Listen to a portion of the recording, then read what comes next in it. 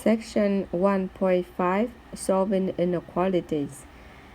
Objective number 1. Use interval notation. Example 1. Write each inequality using interval notation. For the first one, the meaning of this is that x is in the between of 1 from 1 to 3. We normally put the smaller number on the left-hand side and the bigger number on the right-hand side. So 1 is smaller, is on the left side. X is in the middle, so it is in the between, and 3 on the right-hand side because 3 is the biggest. Later on, we will need to draw the number line. So in this problem, I want to draw the number line. So we have from 1 to 3, and the x is between 1 to 3, so it's between the interval that I highlight in the color. And we use the bracket for the equal sign. It means it's including the 1 and the 3. So we write 1, 3. We always write the smaller number on the left side. Similarly, for part B, the -4 is smaller and 0 is bigger. X is in the between of these two numbers. So any value of x is in the interval that we call -4, 0, and we will use the parenthesis. It's because we do not have the equal sign. So in this case, we do not include -4 and 0 in the answer. So we have 5, infinity, and -infinity on the left hand side.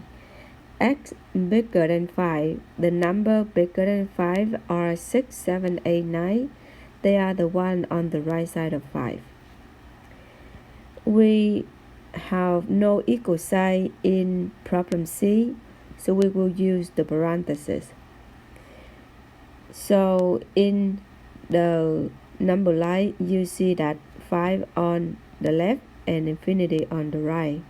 We will use parenthesis for 5 and parenthesis for infinity also. Infinity means really big number, and we don't know how big it is, so we always use the parenthesis. In problem D, we also put in the 1 somewhere in the between of -infinity and +infinity. X less than 1. X less than 1, they are the number that on the left side of 1. For example, 0, -1, -2, -3, and so on. We will use the bracket face to the color. And we use the bracket because we have the equal sign.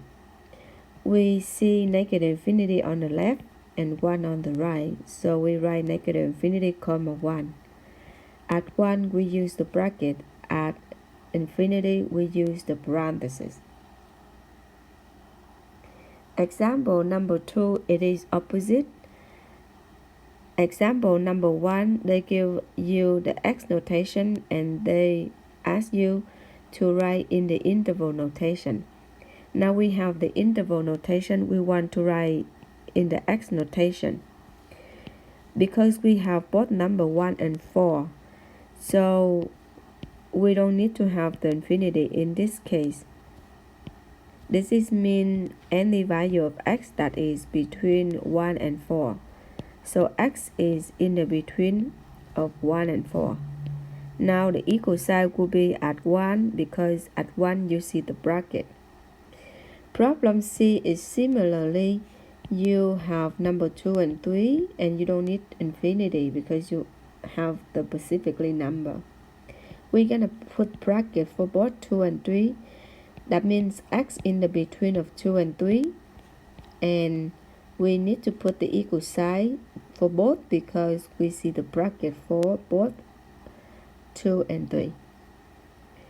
In problem B, 2 to infinity, any number that's greater than 2. So we want the number that greater than 2 because the x value is from 2 to infinity. So we're going to write x greater than 2. And in this case, we do not need the equal sign because at 2 we see the parenthesis. Negative infinity comma negative 3. We have negative 3 bracket. And in this case, we want any number that less than negative 3. So x less than negative 3. And we have the equal sign because we see the bracket. So let's go back problem 1 and 2, and we see that if you have, look at problem number 2 first. Look at part A and part C. When you have both number, then the x in the between of that two number. When you have 1 is a number and 1 is infinity, like problem B and problem D, so you don't have x in the between, but you either have x greater than or less than that specific number. It is the same idea as problem A and B in example number 1. In problem A and B, you have specific number. In part A, you see 1 and 3, and in part B, you see negative 4 and 0. So x is in the between. But C and D, you only have one number.